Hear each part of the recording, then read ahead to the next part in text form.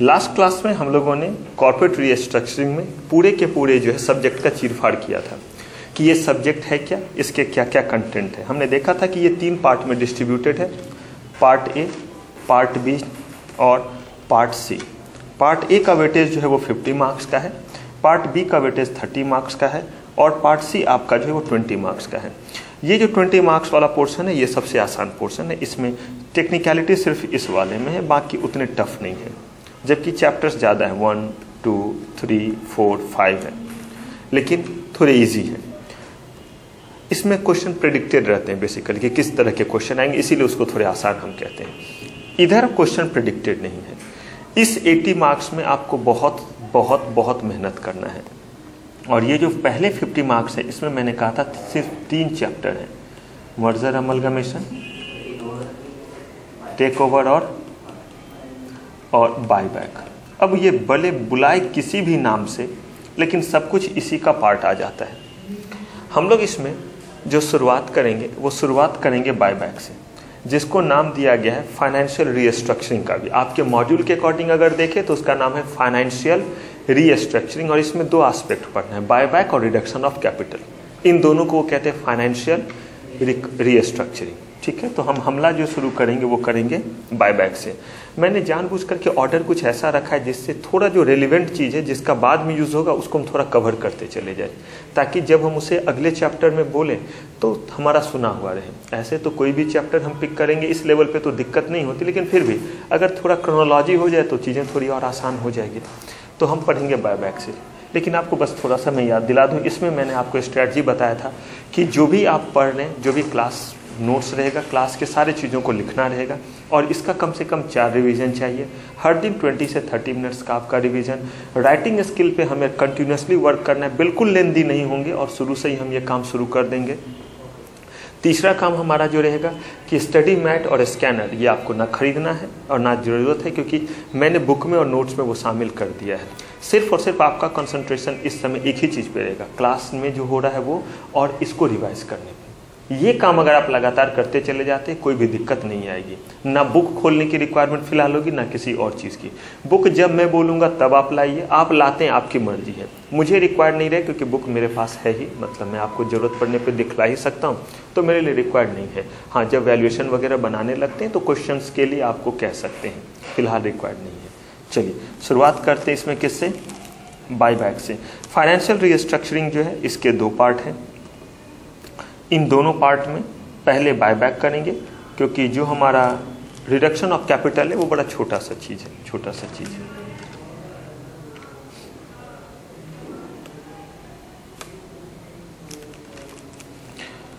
आइए, जैसे हम लोगों ने जब पढ़ना शुरू किया था तो हम लोगों ने पूरे के पूरे जो है वो सब्जेक्ट को जाना था कि पूरा कंटेंट इसमें क्या क्या है, जो साइंटिफिक अप्रोच है। अब जब हम इस चैप्टर को शुरू कर रहे हैं बायबैक ऑफ सिक्योरिटीज, तो पहले ये जान लेते कि इसमें हम क्या क्या पढ़ेंगे। हमें सीआर में क्या क्या पढ़ना है ये हमने जान लिया, और उसके बाद हमने पहला चैप्टर बायबैक पिक किया जो कि पार्ट ए का है। और पिछले बार इससे 15 मार्क्स का क्वेश्चन था। क्वेश्चन वगैरह सब देखते रहेंगे कि कैसे इससे न्यूमेरिकल क्वेश्चन आ रहे हैं, और हम किस लेवल का न्यूमेरिकल बना लेंगे वो भी आप देखिएगा।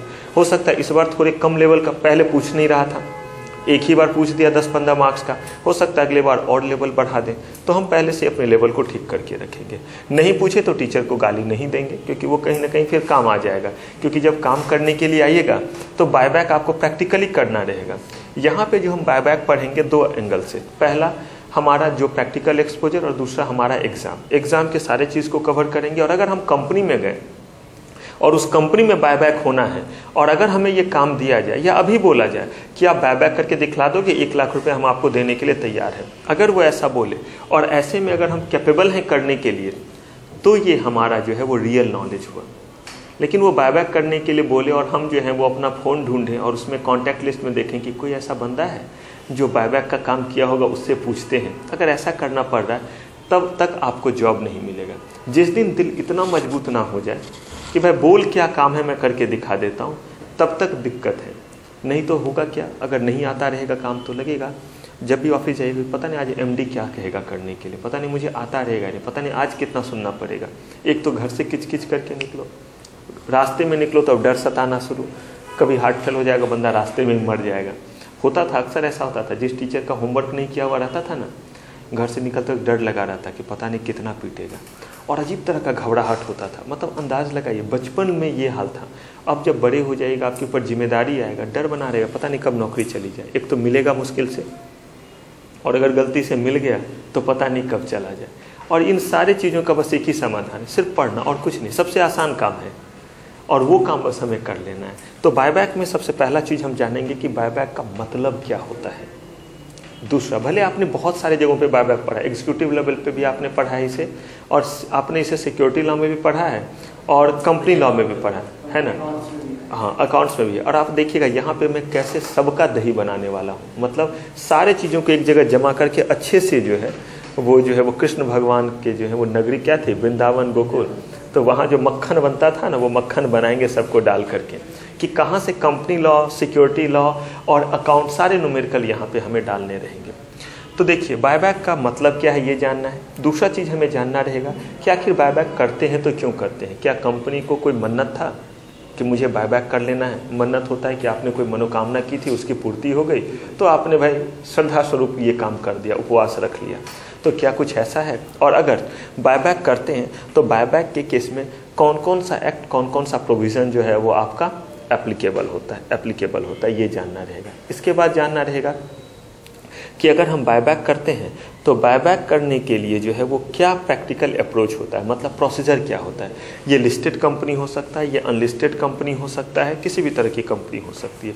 तो अगर कंपनी लिस्टेड है तो कैसे बायबैक करेंगे, कंपनी अनलिस्टेड है तो कैसे बायबैक करेंगे। बायबैक करने का दो तरीका, फिक्स प्राइस इशू है और बुक बिल्डिंग मेथड है। फिक्स प्राइस इशू से कैसे करेंगे, बुक बिल्डिंग मेथड से कैसे करेंगे। जैसे शेयर इशू करने का अलग अलग तरीका होता है, वैसे बायबैक करने का भी अलग अलग तरीका होता है। ये सारा कुछ इसमें हमें कवर करना रहेगा और ढेर सारे इसमें प्रैक्टिकल क्वेश्चन होंगे। मतलब कम से कम 3-4 तो हम लोग देखेंगे अलग अलग टाइप के, ताकि इसमें सारा हमारा डोमेन कवर हो जाए। तो ये हमारा छोटा सा जुरिडिक्शन रहेगा इस बायबैक के लिए। चलिए इसके सबसे पहले एस्पेक्ट को जानते हैं और अब जानते हैं कि आखिर बायबैक का मतलब क्या होता है।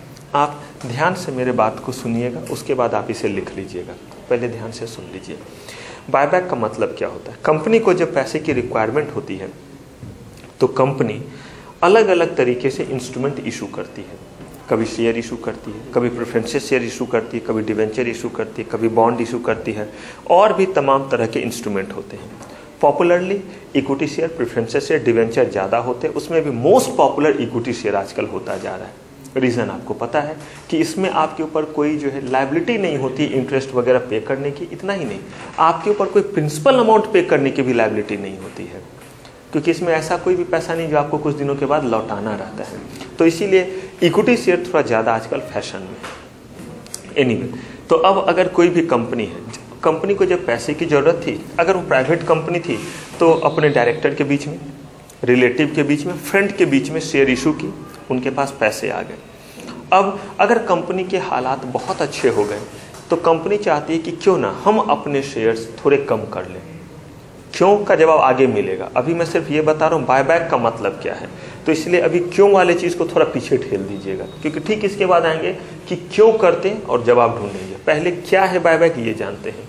तो अब कंपनी क्या कर रही है, कंपनी जो है अपने एग्जिस्टिंग शेयर होल्डर्स को ऑफर दे रही है कि आपके पास जो शेयर है वो हमें श्रद्धा स्वरूप दे दीजिए। रिक्वेस्ट करेगी या सुलेमान भाई को भेजेगी? रिक्वेस्ट करेगी। ये नहीं कि सुलेमान भाई को भेजेगी कि 47-57 लेकर के कि जा लेकर के आ जा, ये सब ट्रीटमेंट नहीं।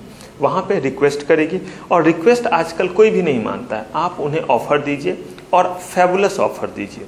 आप उन्हें वो प्राइस ऑफर कीजिए जो उस प्राइस से ज़्यादा हो, या कम से कम मार्केट प्राइस से तो कम नहीं होना चाहिए, कम नहीं होना चाहिए। बल्कि अगर मैं सही में कहूँ प्रैक्टिकली तो बराबर पे भी कोई वापस नहीं करता, क्योंकि बराबर पे मैं आपको दिखला दूंगा, मैं 10 सेकेंड के भीतर शेयर्स बेच लूंगा अपने टर्मिनल से यहाँ पे ही। तो आज तो चूंकि सैटरडे है, नहीं तो वैसे सैटरडे में भी ओपन करके आपको दिखला दूंगा, कभी देखेंगे तो। CCMM में तो दिन भर टर्मिनल खुला ही रहता है जब हम लोग करते हैं।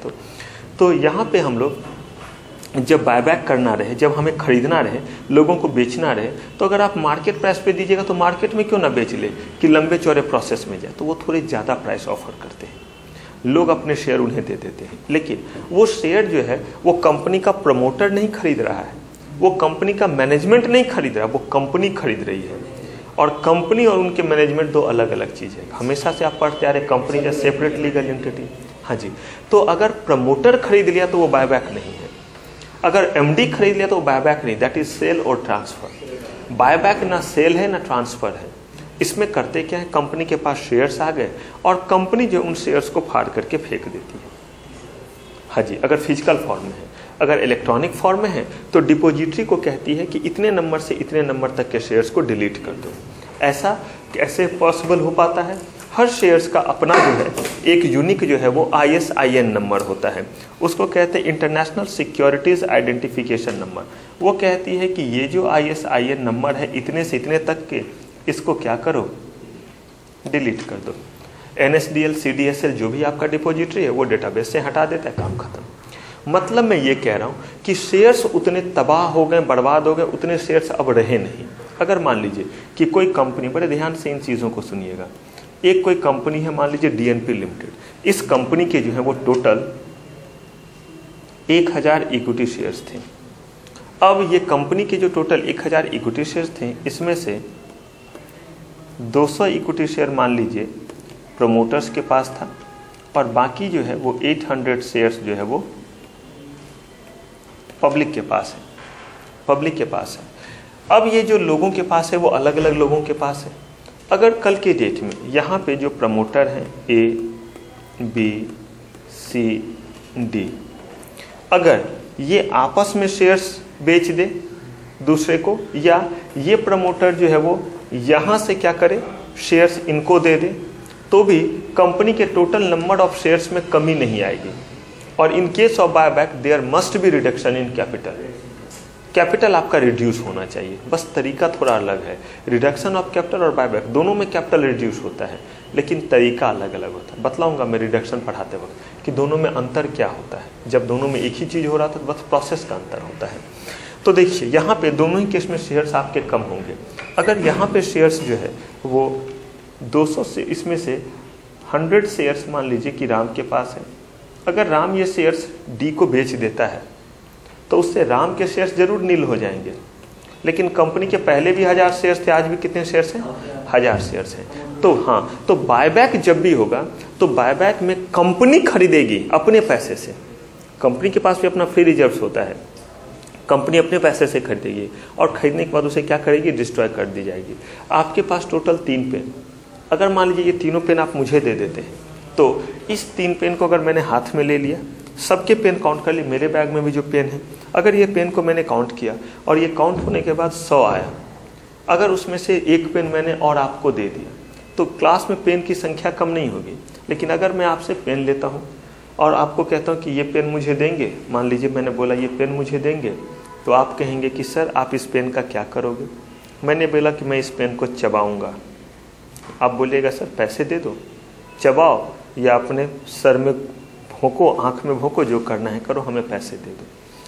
अगर मैंने आपको पैसे दे दिए और पेन मेरे पास रहा तो रूम में पेन में कमी नहीं होगा, इस रूम में उतने ही पेन रहेंगे। लेकिन आपको पैसे देने के बाद मैं इसे तोड़ के अगर फेंक दूंगा तो अब जरूर इस रूम में पेन की संख्या 1 से कम हो जाएगी। यही चीज बायबैक में है। उन्हें क्या करना है, कंपनी को अपने फंड से पैसा देना है और उसके बाद उसे जो है वो फाड़ के फेंक देना, मतलब डिस्ट्रॉय कर देना है। ये दोनों फेनोमेना जब होगा तो वो बायबैक कहलाएगा। That means shares has been purchased by company itself, not by promoter or not by any other person. Second, the shares which has been purchased by the company has been destroyed. ये दोनों ही चीज होना चाहिए। उसी को एक्सटिंग्यूश करना कहते हैं टेक्निकली। एक्सटिंग्यूश करना मतलब शेयर्स को फिजिकली खत्म कर दिया जाना। तो अगर ये दोनों एक्टिविटी हो रहा है तो वो क्या कहलाएगा, बायबैक। इसके अलावा यहाँ पे एक और एस्पेक्ट है, और वो एस्पेक्ट आपका जो है वो एस्पेक्ट है एंड इंक्लूड्स, मतलब ये भी बायबैक कहलाएगा अगर वेंचर कैपिटल से आप शेयर्स वापस ले रहे हैं तो। जरा सा सुन लेते हैं वेंचर कैपिटल के बारे में। वेंचर कैपिटल बेसिकली एक ऐसे पर्सन होते हैं जो कंपनी को इक्विटी फाइनेंस करते हैं। कंपनी उन्हें इक्विटी शेयर देती है, बदले में वो कंपनी को पैसे देते हैं। अगर कंपनी डूब गई तो वेंचर कैपिटलिस्ट भी डूब गए। लेकिन ये जो होते हैं इनके पास एक्सपर्ट पीपल होता है और ये प्रोजेक्ट को कैलकुलेट कर लेते, इवैल्यूएट कर लेते हैं कि ये प्रोजेक्ट आखिर जो है वो कितना रिटर्न दे सकता है।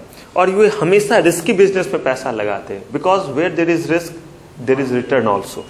अगर कैलकुलेटेड रिस्क है तो ये चाहते अपने पैसे को 5 से 10 साल में 5 से 10 गुना करना। अब ऐसा किस जगह डिपॉजिट करने से होगा? यहाँ बहुत हो गया तो 9% का इंटरेस्ट, अब तो देखिए इंटरेस्ट रेट भी कम करके 7.25 पे ले आया है। तो ऐसे केस में पैसा तो जल्दी ग्रो नहीं करेगा जिसके पास है भी, तो वेंचर कैपिटल उन बिजनेस में लगाते हैं जिनका ग्रोथ काफ़ी अच्छा हो। हालांकि रिस्क है, लेकिन उन्होंने रिस्क के साथ ग्रोथ प्रॉस्पेक्ट भी देखा है। जैसे आप जो चिप्स वगैरह खाते हैं मार्केट से, पापड़ जो हम लोग खरीदते हैं, पहले ये पैकेट में नहीं आता था, घरों में पापड़ बनता था। मुझे याद है मम्मा बनाती थी और दोपहर में हम लोग को जो ये टाइम दे देती थी, ये काम दे देती थी। क्यों? क्योंकि हम लोग को हर काम पसंद था, पढ़ना छोड़ करके कुछ भी करा लीजिए, बस पढ़ने मत बोलिए, बाकी जो कराइए। तो मम्मा सोचती थी कि दोपहर में इधर उधर बौखने के लिए जाएगा, इससे अच्छा कोई काम दे देते हैं। और इस तरह के काम छोटे में करने में मजा आता था। मम्मा आराम से दोपहर में सो जाती थी, साबूदाना और बड़े सारे चीज़ों को मिला करके घोल जैसा बनता था और उसे पतले वाले वाइट जैसे कपड़े पे जो है वो डाला जाता था, छोटे से वो ऐसे करके एक डालने वाला होता था स्टील वगैरह का। आराम से हम लोग धूप में पूरे गर्मी में छत पे उसमें डाल रहे होते थे, बड़ा मजा आता था। क्यों? धूप में मजा कब से आने लगा? पढ़ना जो नहीं पढ़ रहा है तो मजा ही मजा है। तो ये कर रहे होते थे। चिप्स बनाने के लिए आलू दे देती थी, उसे छीलते थे बड़े बड़े आलू और ऐसे ऐसे करके एक चिप्स बनाने वाला होता था। ऐसे ऐसे कीजिए, उसका उसमें मसाला वगैरह करके मम्मा धूप में सूखने दे देती थी। इतना शानदार चिप्स वो आज भी मम्मा बना करके भेजती है। वैसा टेस्ट इन चिप्स में नहीं आता और प्लस उसमें कोई नुकसान नहीं है। नुकसान बस ये है कि आलू है तो जितना कार्बोहाइड्रेट जा रहा है वो जा रहा है, लेकिन बॉडी के लिए वो भी रिक्वायर्ड है। लेकिन इसमें प्रिजर्वेटिव जो रहता है वो थोड़ा खतरनाक होता है। मम्मा लोग बिना प्रिजर्वेटिव के बनाती है, इसीलिए वो हर साल बनाती है। बनाई, फिर वो ख़त्म हो गया, फिर बनाया गया। तो ये चीज़ आपका पहले पैक्ट में नहीं आता था, लेकिन वेंचर कैपिटल ने इसमें एक बार फंड किया और उन्हें इतना अच्छा ये प्रोजेक्ट लगा कि ये जो पापड़ का कंसेप्ट है और ये जो चिप्स का है, ये वीसी ने ही शुरू किया था, मतलब फंड किया। जो चीज़ कहीं नहीं दिख रहा है उसमें वो रिस्क ले लेते हैं, लेकिन उनका फोरसाइटनेस था। जब चीज़ें शुरू में आती है ना तो हमें लगता है ऐसा नहीं ठीक रहेगा। जैसे हम लोगों ने जब ऑनलाइन क्लास शुरू किया था तो उस समय कोई भी नहीं प्रोवाइड करते थे। अभी हालांकि बहुत कम लोग होते हैं जो हैं बच्चों तक क्लास पहुंचा रहे हैं। हम लोग की क्लासेस जैसे आपके साथ बाकी बच्चे भी क्लास कर रहे हैं और बच्चों को भी क्लास जा रही है इंडिविजुअली। जो ऐसे एरिया में जहाँ इंटरनेट काम नहीं करता, हमने उस टेक्नोलॉजी को भी ढूंढा कि बिना इंटरनेट के भी क्लास दे सके और सेफ मैनर में हो सके। तो अब देखिए, जब शुरू किया था तो लगता था पता नहीं कोई लेगा नहीं लेगा, टेक्नोलॉजी में खर्च लग रहे थे, लेकिन आज के डेट में वो काफ़ी डिमांड में आ गया। मतलब मैंने नहीं बोला कि हमारी फेस टू फेस क्लास चलाने का बस वजह यही होता है कि ये क्लास जो है वो साइमल्टेनियसली जाना है, साइमल्टेनियसली जाना रहता है। तो अब जरा देखिए, अगर वेंचर कैपिटल को भी शुरू में जब चला तो क्या लगा कि नहीं इतने पैसे लगेंगे, कैमरा लगेगा, 3-3, 4-4 लाख का कैमरा होता है, इतने सारे इक्विपमेंट होते हैं, इनक्रिप्ट करने में सॉफ्टवेयर खर्चा, बड़े सारे खर्चे हैं। लेकिन वही फोरसाइटनेस अगर आपका है तो चलेगा। आने वाले दिनों में आप देखते हैं ज़्यादातर बहुत ज़्यादा ऑनलाइन इन चीज़ों का क्या होता जा रहा है, क्रेज बढ़ता जा रहा है। तो ऐसे ही इन्होंने इन्वेस्टमेंट किया। इन्वेस्टमेंट जब ये करते हैं तो कंपनी बदले में इनको इक्विटी शेयर देती है और ये कंपनी को पैसे देते हैं। अगर बिजनेस अच्छा हुआ तो डिविडेंड के रूप में रिटर्न मिलेगा, क्योंकि इक्विटी शेयर होल्डर्स को रिटर्न बस एक ही तरीके से मिलता है, वो है डिविडेंड। और इनका प्रयास रहता है कि कंपनी को 5 से 6 साल में लिस्ट करवा देना है। मतलब इतना ग्रो कराएंगे कि लिस्ट कर जाएगा और उस समय आपका जो है ये OFS से निकल जाते हैं, ऑफर फॉर सेल वाले रूट से निकल जाते हैं। जब आप CCMM पढ़ेंगे तो आपको जानने को मिलेगा ऑफर फॉर सेल एग्जैक्टली होता कैसे है। ये होता है कि जब पहले से जो शेयर्स रहते हैं उन्हीं शेयर्स को बेचते हैं, या फिर पब्लिक इशू करवाते हैं, उसके बाद जो है इनके भी शेयर्स लिस्ट हो जाते हैं और उसके बाद ये 10 रुपये के एक शेयर्स जो लिए हुए थे, प्रीमियम पे हमेशा इशू हो रहा है, उस समय 10 रुपये में लिया था और 5-6 साल में लिस्ट कर दिया। मिनिमम भी लिस्ट होगा तो कम से कम 150-200 से लिस्ट होना है। निकल गया उनका फायदा, 10-10 गुना निकल गया। अब निकल तो गया उनका फायदा, लेकिन अब उनके पास तो शेयर्स हैं। अगर कंपनी कल को चाहती है कि क्यों ना ये शेयर्स मैं ही ले लूं, तो ऐसे केस में अगर कंपनी के पास पैसे हैं तो कंपनी ले सकती है। तो अगर कंपनी इनसे भी शेयर्स लेती है तो वो भी क्या कहलाता है, बायबैक। देखिए, अगर ये चीज़ नहीं भी कहा जाता तो भी ये अंडरस्टूड होता कि बायबैक में चाहे वो VC से लिया जाए या किसी से लिया जाए, VC भी क्या है, एग्जिस्टिंग शेयर होल्डर। अंतर इतना ही है कि उनके पास बड़े सारे शेयर्स एक साथ हैं। यहाँ पे बस इसलिए मैंने दिया कि एक केस डिसाइड हुआ था जिसमें क्वेश्चन आया था कि क्या इसे बायबैक माना जाए, क्योंकि इसमें तो पता ही है कि वेंचर कैपिटल को हमें एग्जिट रूट देना ही देना है और बायबैक नॉर्मली जो हम करते हैं उसमें हमें पता नहीं रहता है कि हमें उनके शेयर्स लेने पड़ेंगे। ये लॉजिक मैं समझाऊंगा। तो यहाँ पे जो वीसी है, इन वीसी को हमने क्या किया था, इशू किया था, तो हमें पता था कि कभी ना कभी तो इनको एग्जिट रूट देना ही है।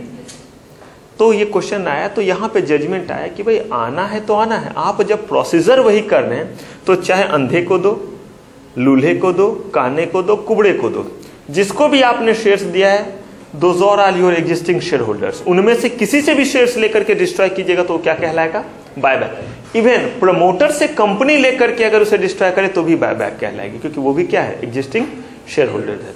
तो बायबैक में सीधा और आसान सा चीज क्या हुआ, कंपनी अपने पैसे से शेयर्स क्या कर रही है, खरीद रही है, और खरीदने के बाद उस शेयर्स को क्या कर रही है, डिस्ट्रॉय कर रही है। दैट मीन्स कैपिटल हमारा रिड्यूस होना ही होना है।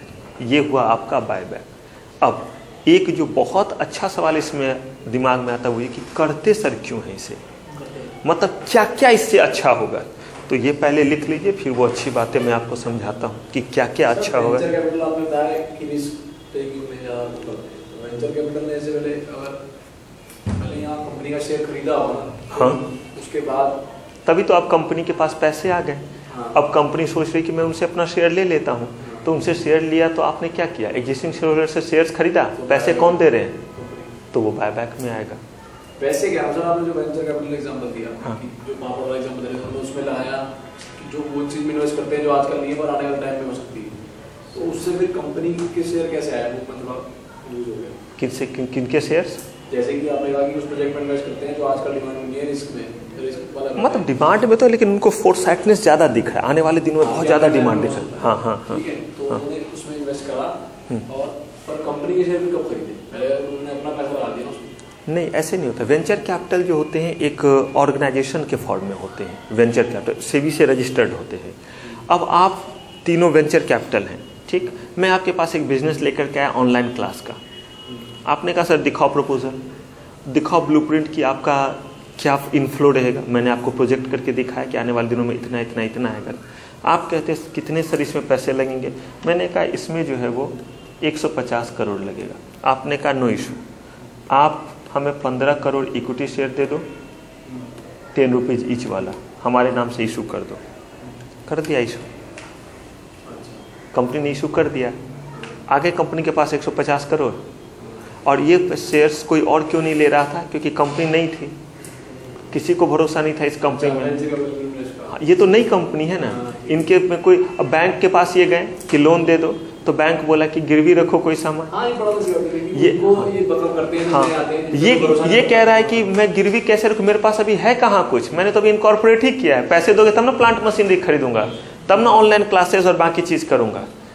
तो ये वो लोग हुए, ठीक है।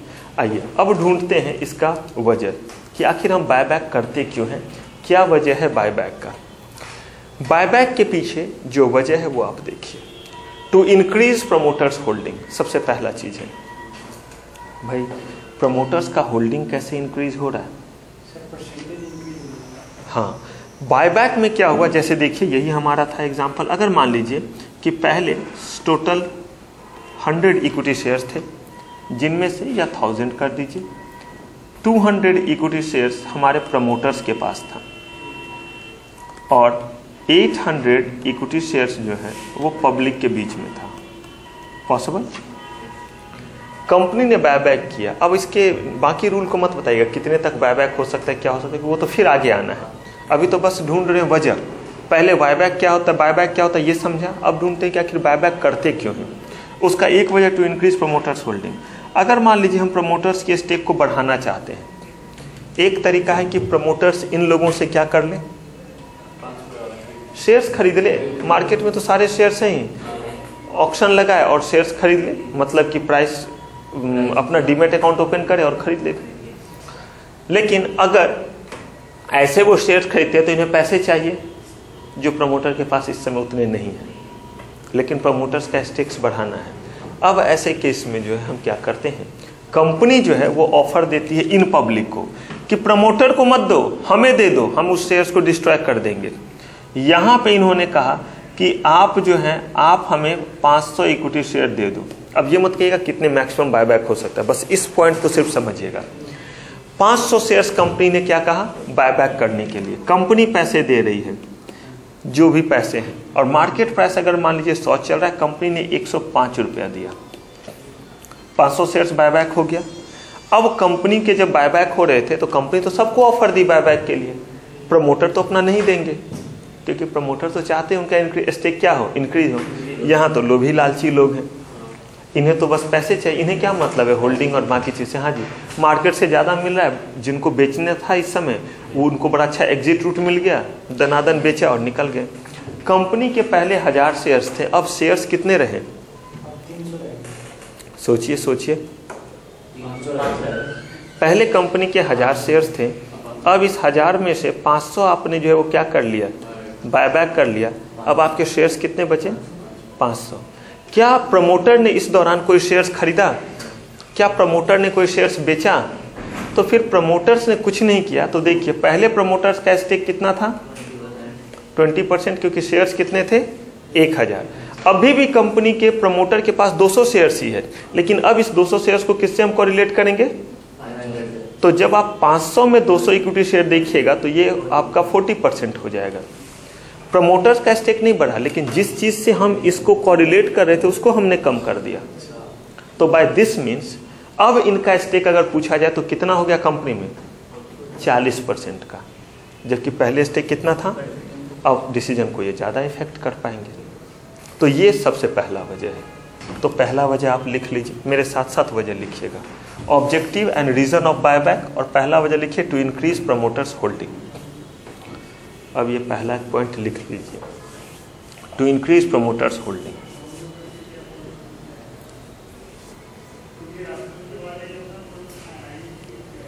अब दूसरा वजह लिखिए to increase earning per share, और तब मैं इसे एक्सप्लेन करता हूं, बाकी मत लिखिएगा। To increase earning per share, EPS stand for earning per share. EPS तो शेयर कम होगा तो जरूर बढ़ जाएगी। हाँ, देखिए ईपीएस के बारे में क्या कहते हैं कि ईपीएस का फॉर्मूला है distributable profit divided bye outstanding equity share. बड़े ध्यान से इसको समझिएगा, क्योंकि इस लेवल पे आपका ये समझा जाना बहुत जरूरी, क्योंकि बच्चों में बड़ा कंफ्यूजन रहता है इस वर्ड को लेकर के। कोलोकियल टर्म में हम कह देते हैं EPS equal to profit divided by equity share, total number of equity share. ये नॉर्मल डेफिनेशन है, not the legal definition. Legal definition distributable profit है। डिस्ट्रीब्यूटेबल प्रॉफिट वो प्रॉफिट होता है जो सारे लायबिलिटी को मीट करने के बाद है और जो इक्विटी शेयर होल्डर के बीच में बंटने को तैयार है, वो हुआ डिस्ट्रीब्यूटेबल प्रॉफिट।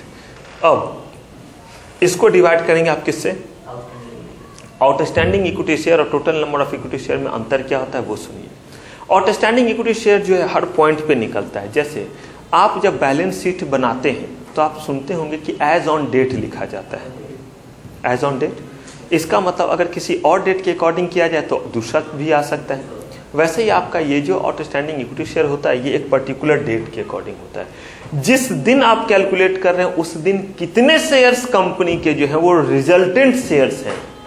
रिजल्टेंट शेयर्स है, एकदम ध्यान से सुनिएगा। अब ये रिजल्टेंट शेयर्स का क्या मतलब है कि उस दिन कंपनी के कितने शेयर्स जो हैं वो एग्जिस्टेंस में हैं। ये हुआ आपका आउटस्टैंडिंग इक्विटी शेयर। जैसे एक कंपनी है, वो कंपनी जो है वो 2010 में कंपनी ने, प्लस का मतलब होगा इशू करना, कंपनी ने जो है वो मान लीजिए कि 10 लाख इक्विटी शेयर इशू किया था। पॉसिबल?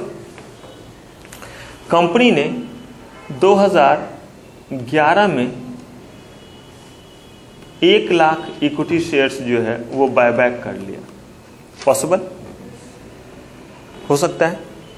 कंपनी ने फिर 2012 में फिर से जो है वो 1 लाख इक्विटी शेयर्स जो है वो बायबैक कर लिया। यही है, माइनस का मतलब बायबैक और प्लस का मतलब क्या है, इशू। फिर कंपनी ने 2013 में जो है वो 3 लाख इक्विटी शेयर्स जो है वो इशू किया। कंपनी के 2014 में 4 लाख इक्विटी शेयर्स बायबैक कर लिया। मैंने पहले बोला लीगल एस्पेक्ट को भी मत देखिएगा, वो तो बहुत पढ़ाऊंगा। अब 2015 में कंपनी ने 2 लाख इक्विटी शेयर इशू किया। 2016 में कंपनी ने फिर 1 लाख इक्विटी शेयर इशू किया। अब देखिए, ये अगर कोई आपसे अब पूछेगा कि कंपनी ने कितने शेयर इशू किए तो अलग जवाब होगा, आउटस्टैंडिंग शेयर्स कितने हैं तो अलग जवाब होगा। तो अगर आप सिर्फ नंबर पे जाएंगे तो आपसे गलती हो सकता है, जितने कंपनी ने शेयर इशू किया आप सब उसको ऐड कर देंगे। लेकिन outstanding equity share is resultant figure of till date, और resultant figure of till date का मतलब होता है कि उस डेट तक जितने बार शेयर्स खरीदा गया, जितने बार शेयर्स कंपनी ने इशू किया उसको प्लस कीजिए, जितने बार कंपनी ने वापस लिया है उतने बार माइनस कीजिए, और वो उस डेट के लिए क्या हो गया, आउटस्टैंडिंग इक्विटी शेयर। जैसे अगर आपको बोला 2010 में कंपनी का क्या है आउटस्टैंडिंग इक्विटी शेयर्स, 10 लाख। 2011 में कितना है, क्यों? तो इशू तो हमने किया था 10 लाख। हाँ, बायबैक हुआ, और आउटस्टैंडिंग का मतलब होता है कि जो वापस ले, रिजल्टेंट हमें चाहिए, तो जो ले लिया वो तो डिस्ट्रॉय हो गया, यही होता है ना बायबैक का डेफिनेशन। तो उस दिन अगर कहे तो 9 लाख हो गया, 9 लाख हो गया। फिर अगर आपसे 2012 में पूछा जाए तो क्या होगा जवाब, 8 लाख हो गया। अगर आपसे पूछा जाए 2013 में 8 3 11, अगर आपसे पूछा जाए 2014 में, अब आप खुद देखिए ये बेसिकली कह क्या रहा है, ये कह रहा है कि जो आया वो ऐड करो, जो बायबैक था उसको माइनस कर दो, और तब जो फिगर हुआ उसको वहां से डिवाइड करो। तो अगर आप यहां पे ईपीएस निकाल रहे हैं तो 10 लाख से डिवाइड करेंगे, यहां ईपीएस निकाल रहे हैं तो 9 लाख से, यहां निकाल रहे हैं तो 8 लाख से, यहां निकालें 11 लाख से, यहां निकाल रहे तो 7 लाख से, यहां निकालेंगे तो 9 लाख से, और यहां निकालेंगे तो 10 लाख से। ये हुआ आउटस्टैंडिंग। अब देखिए, कहते हैं कि ईपीएस आपका क्या हो जाएगा, रिड्यूस। ईपीएस को अगर हम इंक्रीज करना चाहते हैं तो उसका 2 ही तरीका है। आप या तो इंक्रीज कर दीजिए किसको, डिस्ट्रीब्यूटेबल प्रॉफिट को। हम कहते हैं ईपीएस हमारा इंक्रीज हो जाता है किससे, बायबैक से। तो मैं अभी नॉर्मल एक डिस्कशन आपसे करता हूं कि मुझे बढ़ाना है ईपीएस। आप इस फॉर्मूले को देख करके बताइए कि कौन से 2 रास्ते हैं। पहला सीधा वाला रास्ता, प्रॉफिट को क्या करो, वाह, बोलेंगे जय माता दी, प्रॉफिट बढ़ जाए। भाई कम से कम साल भर टाइम लगेगा ना, पैसे लगाएंगे, मार्केटिंग करेंगे, प्रोडक्ट बिकेगा तो पैसे इंक्रीज होंगे। किसी ने बोला अभी अभी करो, क्यों, बैंक से लोन वगैरह के लिए जा रहे हैं, बहुत सारा बात रहता है। अब वो कहता है आपका ईपीएस देखेंगे, क्योंकि ईपीएस जो है किसी ऑर्गेनाइजेशन का जो है वो इफेक्टिवनेस को बतलाता है, इफेक्टिवनेस बतलाता है। ईपीएस हुआ कि जैसे अगर मान लीजिए कि इन्वेस्टमेंट आपने किया 10 लाख का और रिटर्न आया 1 लाख का, तो कितना परसेंट हुआ, इसका मतलब है आपने रिटर्न लिया कितने का, 10% का। अगर मान लीजिए कि आपने 10 करोड़ लगाया और 10 करोड़ से 10 लाख का रिटर्न आया, तो अब मुझे एक चीज बताइए, अमाउंट में किस में ज्यादा आया, 10 लाख में नहीं आया कि 10 करोड़ लगा करके 10 लाख आया। तो कोई बोले कि किस में ज्यादा, तो ये तो पता ही चलता है कि 10 लाख ज्यादा और 1 लाख कम है। लेकिन ये सही चीज नहीं है पूछने के लिए, जज करने के लिए। आपको देखना पड़ेगा कितने लगा करके क्या किए हैं, कितना आया। यहां पे रिटर्न 10% का है और यहां रिटर्न 1% का है। जिसका ईपीएस जितना ज्यादा होगा, बैंक, फाइनेंशियल इंस्टीट्यूशंस, वो उतना ज्यादा उसको लोन देगी, उतना कर्ज देगी, क्योंकि ये आपकी इफेक्टिवनेस को बतलाता है। आप कितने नामुराद हैं कि 10 करोड़ लगा करके 10 लाख कमाते हैं। ये बंदा 10 लाख लगा करके 1 लाख कमाता है। अगर इसके पास 10 करोड़ होता तो इसका रिटर्न कितना होता, 1 करोड़ का होता। आपके पास ये ज्यादा आया तो ये आपका इफिशियंसी हुआ, लेकिन ये आपका इफेक्टिवनेस बतलाता है ईपीएस। जैसे मान लीजिए कि मैं यहां पे हूं और मुझे जो है वो बोला जाए कि आप जो है वो कितनी बार जो इस प्रोजेक्टर में निशाना लगा सकते हैं। मैं सारा पेन और सारा चीज जमा किया, जितना पेन फेंक सकता हूं इसकी तरफ, ये हुआ मेरा इफिशियंसी। जितना उस पर लगेगा वो हुआ मेरा इफेक्टिवनेस। दिन भर में आप कितने देर पढ़ते हैं वो आपका इफिशियंसी है। कितना समझते हैं वो आपका क्या हुआ, इफेक्टिवनेस। 8 घंटे तो आप बैठे रख सकते हैं सुबह से शाम तक, लेकिन उस 8 घंटे में समझा कितना, वो आपका क्या है, इफेक्टिवनेस है। मैं आपको सत्य घटनाओं पे आधारित बतलाता हूँ, मेरी दुख भरी कहानी है। छोटे में मैंने बोला पढ़ने में मन लगता नहीं था, तो पढ़ने के लिए जब तक पीटा नहीं जाता था पढ़ते नहीं थे। खुद से अगर कभी गलती से पढ़ने बैठे तो मस्त पढ़ते थे, लेकिन अगर कोई पीट के पढ़ने बैठाता था तो बहुत गुस्सा आता था। तो अब बोला गया पढ़ने के लिए, ठीक है, पीटा गया, पढ़ने के लिए दिया गया, पढ़ने लगे, पढ़ रहे।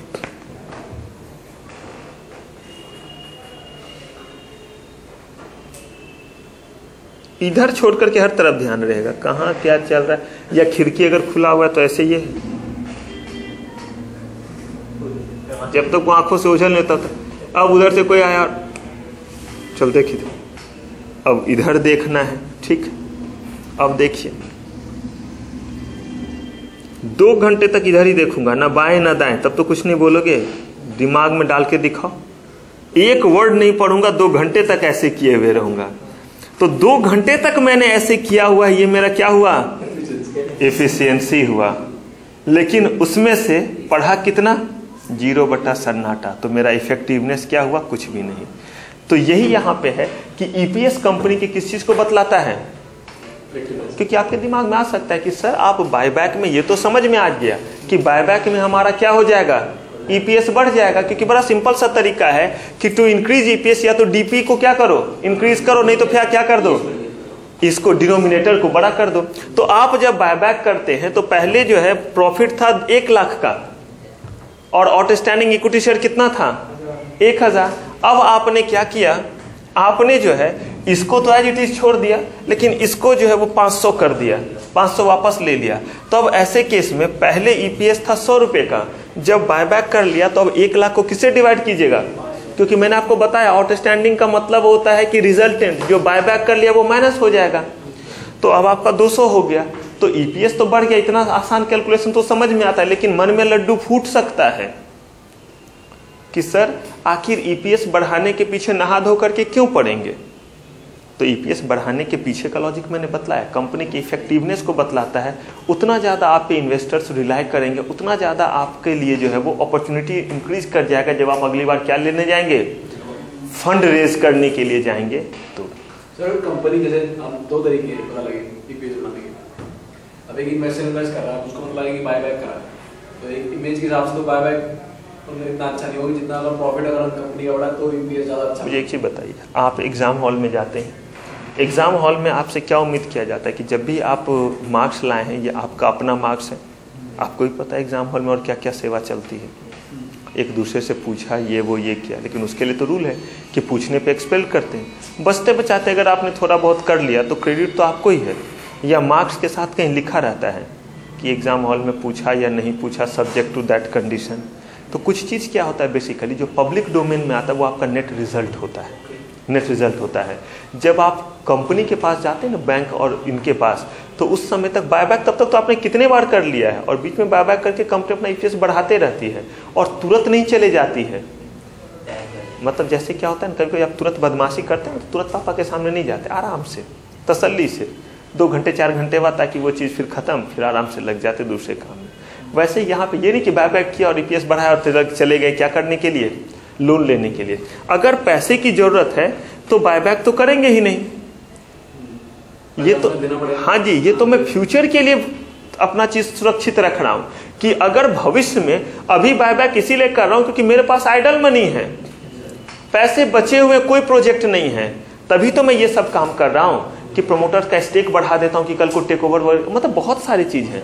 ये चीज करने के पीछे पहला वजह ये कि सरप्लस है और मेरे पास इस समय रिसेशन है, अभी मार्केट में कोई प्रोजेक्ट लॉन्च करना सही नहीं है, इसीलिए क्या करता हूं मैं, भविष्य के लिए चीजों को सुरक्षित कर लेता हूं कि कल को जरूरत हो तो बहुत पैसा हमें मिल जाए मार्केट से और हमारे ये सब फायदे भी हो जाए। तो ये हुआ हमारा बायबैक करने का दूसरा वजह। अब आप आइए तीसरे वजह पे, इस वजह को लिखिए, टू प्रिवेंट टेक ओवर। तीसरा वजह है टू प्रिवेंट, अच्छा कोई नहीं, यही लिखिए तब। तीसरा मैंने देखा नहीं से, टू सपोर्ट शेयर वैल्यू, ये भी आता है मुझे, ये भी मैं बता दूंगा। To support share value.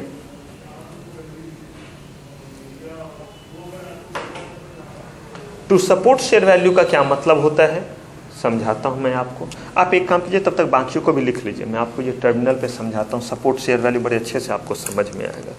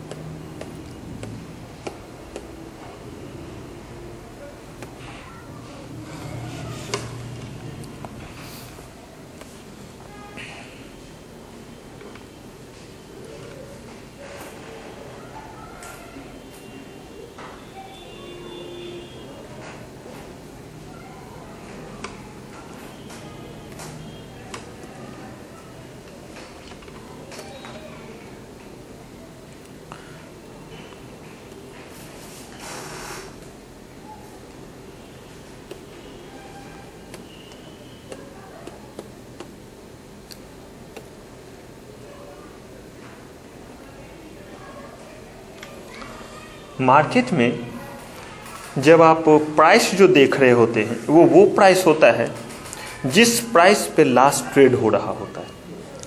अगर कोई प्राइस को सपोर्ट करने के बारे में बात कर रहा है, इसका मतलब ये नहीं है कि वो जा करके जो है एक कोई बम्बू उसके पीछे लगा देगा। नहीं कहते जैसे कोई पेड़ वगैरह गिरने लगता है तो हम सपोर्ट में कुछ लगा देते हैं। नहीं, कभी पेड़ वगैरह गिरने लगा तो बांस या कोई चीज़ जा करके लगा दिया। यहाँ सपोर्ट का मतलब क्या हुआ? सपोर्ट का मतलब है कि मार्केट नीचे की ओर है और आप क्या कर रहे हैं, आप जो हैं उस मार्केट को कहीं ना कहीं मदद कर रहे हैं और उसे सही पोजीशन पे ला रहे हैं। मतलब कि उस गिरते हुए मार्केट में आप प्राइस को संभाल रहे हैं, प्राइस को एक खास जगह जा करके रोक दे रहे हैं। अब ये कैसे संभव होता है वो जरा मैं आपको दिखलाता हूँ।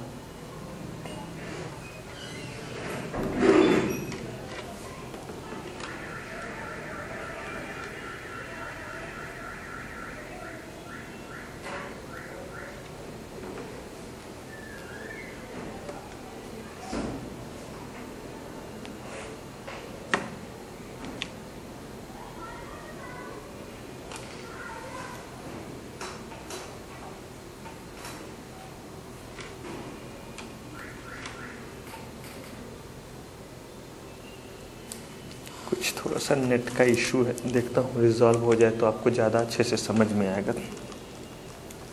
यहाँ पे प्राइस आपको दिखता रहता है।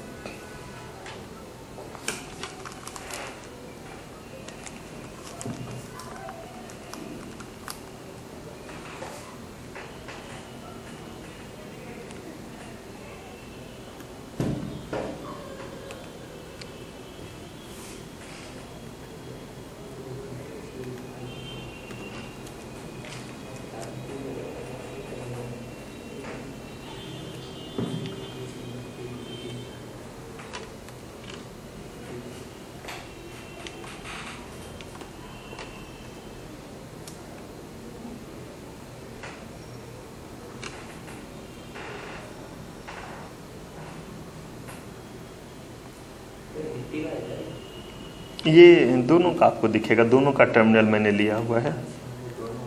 हाँ, ये अनफॉर्चुनेट ये है कि नेट हमारा इस समय वाईफाई थोड़ा डाउन है।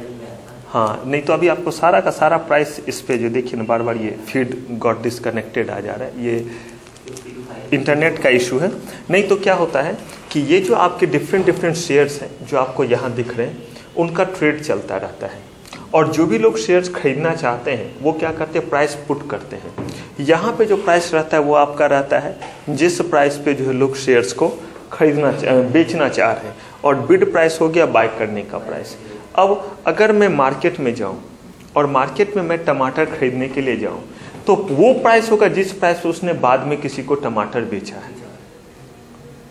अगर मान हाँ वो आपका हो गया कि मार्केट वहां पे, अगर मार्केट एकाएक डाउन होता जा रहा है, आज के डेट में लगातार मार्केट गिरता जा रहा है इधर कुछ दिनों से, अगर मार्केट गिरता जा रहा है, कंपनी के शेयर्स का प्राइस जो है वो लगातार कम होता जा रहा है, आ गया, ये नेट के कारण था। अब देखिए अगर लगातार प्राइस जो है, अभी अगर मार्केट चल रहा होता, अगर आप आज सैटरडे के अलावा कोई और दिन रहता, फ्राइडे होता, तो अभी ये कंटिन्यूसली बढ़ता गिरता दिख रहा होता, क्योंकि 3:30 तक मार्केट चलता रहता है मंडे टू फ्राइडे 9 to 3:30। कभी मौका मिलेगा ही किसी और दिन टीटी में। अब देखिए यहाँ लास्ट प्राइस लिखा हुआ है 73.05। अब अगर मान लीजिए कि यहाँ पे जब लोग खरीदते हैं तो ऑर्डर लगाते हैं खरीदने के लिए, अगर कोई बाय का ऑर्डर जो है वो दे देगा 75 रुपये का, तो शेयर तो 75 में उसके पास चला जाएगा, तो इसका मतलब प्राइस वो हो गया। अगली बार जो कोई ग्राहक नहीं आता है खरीदने के लिए, तो ये है यहाँ पे देखिए, ये है बिड प्राइस, देखिए बिड प्राइस जहाँ मेरा पॉइंटर है, देखिए यहाँ बायर, ये 0 इसीलिए दिख रहा है कि इस समय मार्केट क्लोज है इसीलिए, नहीं तो यहाँ प्राइस दिखता रहेगा। अब अगर मान लीजिए मैं ही देखिए ना, मैं बाय का प्राइस लगा देता हूँ, ये देखिए बाय आरकॉम, और मैं यहाँ पे अभी लिखा हुआ है 73.05। अब ये देखिए प्राइस को मैं कर देता हूँ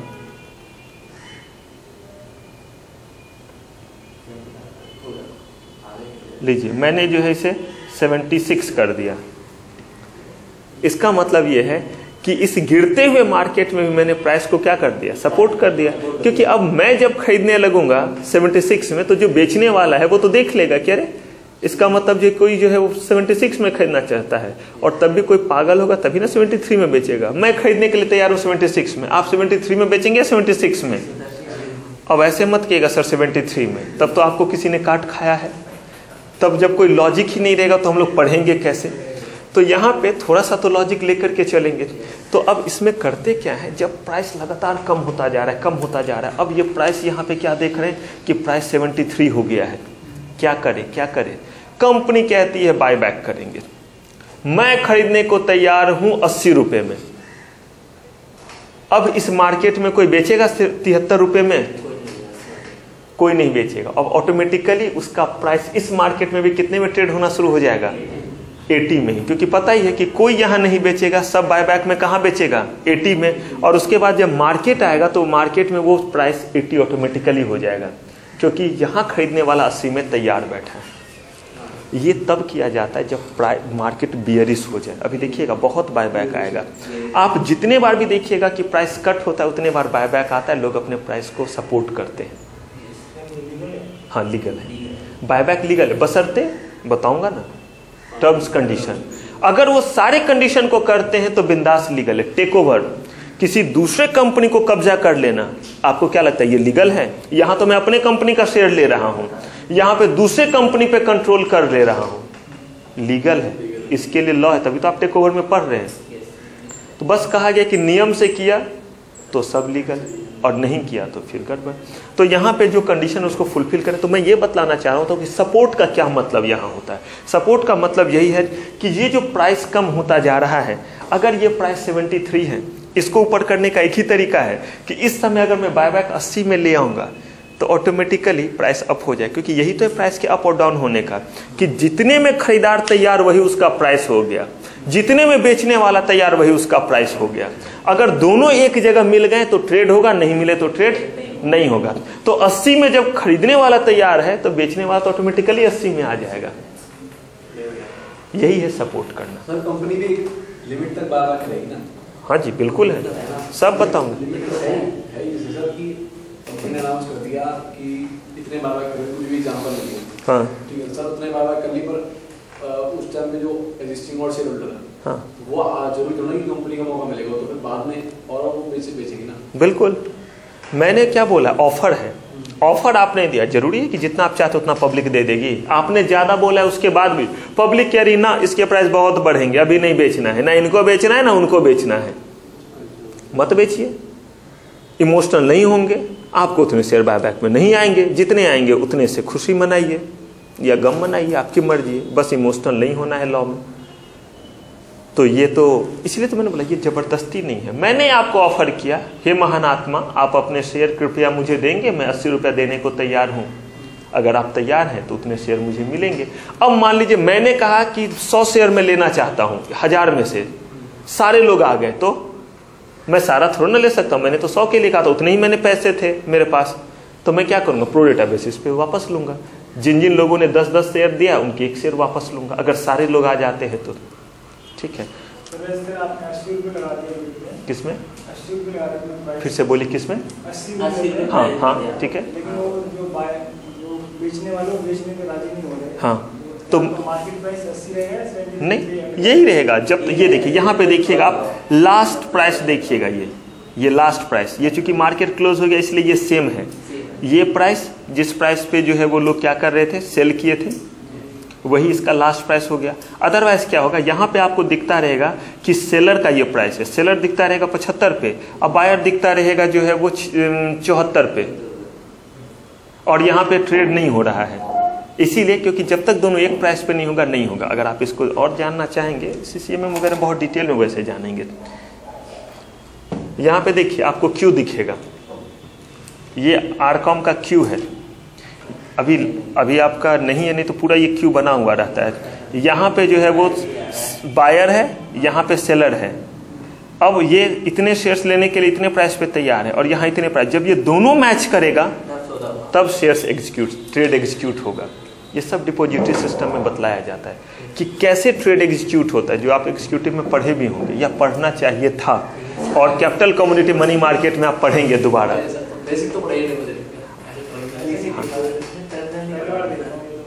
देखेंगे ऐसे ही और भी चीज़ों को देखेंगे।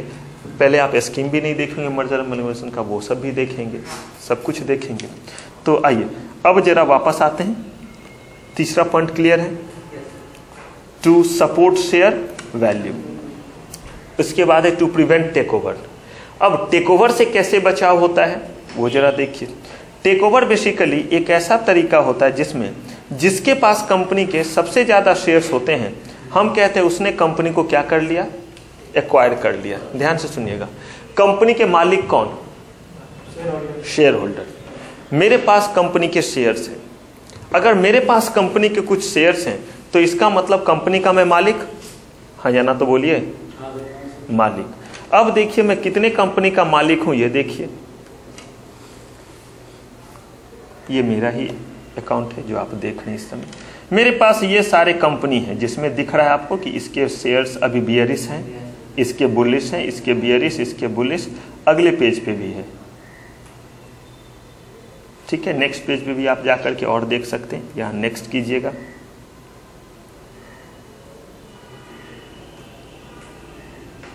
आ गया, यहां पे भी आपको दिखेगा टोटल जो है वो 50 है, नंबर ऑफ स्क्रिप्ट परचेज 50 है। अब यहां पे देखिए ये सारे कंपनी के शेयर्स हैं।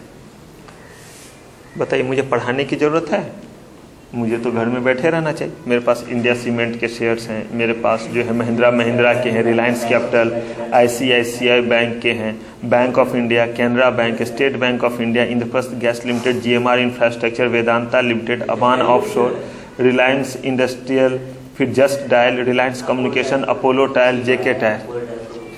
तो मुझे यहाँ पे पढ़ाना चाहिए, इतने कंपनी के मेरे पास अगर शेयर्स हैं तो इतने कंपनी के शेयर्स, इसका मतलब इतने कंपनी के मैं रियल में, हाँ में बोला जाए तो मैं मालिक, लेकिन मेरा मालिकाना हक बहुत छोटा है। कंपनी के करोड़ों शेयर्स हैं, उसमें से मेरे पास कुछ हजार शेयर्स होंगे या कुछ सैकड़ों में शेयर्स होंगे। तो लेकिन हुआ तो मैं भी मालिक, लेकिन मुझे जहां तक लगता है रिलायंस कंपनी के मालिक मुकेश अंबानी, अनिल अंबानी है, मेरा नाम नहीं है, पंकज कुमार के नाम से रिलायंस कंपनी, जबकि मैंने दिखाया आरकॉम के मेरे पास शेयर्स हैं। मेरे पास विप्रो का शेयर्स था, लेकिन आजिम हसन प्रेम जी कहलाते हैं इसके मालिक। मेरे पास TCS के शेयर्स हैं, लेकिन जो है वो टाटा कंपनी के तो है, रतन टाटा है। मेरे पास महिंद्रा और महिंद्रा का है, लेकिन उसके तो कुमार मंगलम बिरला ओनर के नाम से जाने जाते। तो ऐसा अन्याय क्यों हो रहा है मेरे साथ किसी जगह मेरा नाम क्यों नहीं? एज पर लॉ जिसके पास कंपनी का एक भी शेयर है वो कंपनी के ओनर कहलाता है, लेकिन जिसके पास सबसे ज्यादा शेयर्स रहता है वो मैनेजमेंट को कंट्रोल कर लेता है और इसीलिए ओनर के रूप में उसे जाना जाता है। लीगल टर्म में मैं भी ओनर, लेकिन मेरा मालिकाना हक बहुत छोटा। मेरे हाँ या ना कहने से कंपनी का काम रुकेगा नहीं, लेकिन ये कमबख्त जिसके पास सबसे ज्यादा शेयर्स है वो जो है चाहेगा वही होगा, क्योंकि कंपनी में दो ही तरीके से चीज होता है, या तो बोर्ड रिजोल्यूशन से या शेयर होल्डर्स के रिजोल्यूशन से, और अल्टीमेटली कंपनी को चलाता शेयर होल्डर ही है, क्योंकि बोर्ड ऑफ डायरेक्टर्स को भी अपॉइंट शेयर होल्डर ही करता है। इसका मतलब कंपनी में एसआर और ओआर इसी दो तरीके से काम होना है। अब देखिए, यही एक कंपनी मान लीजिए एबी लिमिटेड है, इसके टोटल है 1000 इक्विटी शेयर्स। अब इन 1000 इक्विटी शेयर्स में प्रमोटर्स के पास हैं 200 इक्विटी शेयर्स, यानी कि कितने वोट? 200 वोट। और जो अदर्स हैं उनके पास 800 शेयर्स और 800 वोट हैं। अब अगर आज के डेट में कोई रिजोल्यूशन पास करना रहे तो रिजोल्यूशन जब पास होता है तो ओआर के पास होने का मतलब होता है 50% + 1 वोट, लेकिन कौन से वाले? प्रेजेंट एंड वोटिंग, जो वोट कर रहे हैं, जो आए भी हैं और क्या कर रहे हैं? वोट कर रहे हैं। और 75% का मतलब एसआर का मतलब होता है 75% वोट होना चाहिए, प्रेजेंट एंड वोटिंग होना चाहिए। अब देखिए होता क्या है, आपके पूरे 1000 शेयर होल्डर, 1000 वोट के लायक शेयर होल्डर, आपने उन सबको संदेशा भेजा। ये मैं छोटा एग्जांपल ले रहा हूँ, 1000 कंपनी के 1000 ही शेयर होल्डर होते हैं, करोड़ों होते हैं। अगर हम देखें टीसीएस जैसे, इन्फोसिस जैसे कंपनी का, क्योंकि इन कंपनी का जब आप एक दिन का देखिएगा ट्रेड तो आप चौंक जाइएगा, एक दिन का, जबकि अभी मार्केट थोड़ा वीक चल रहा है उसके बावजूद।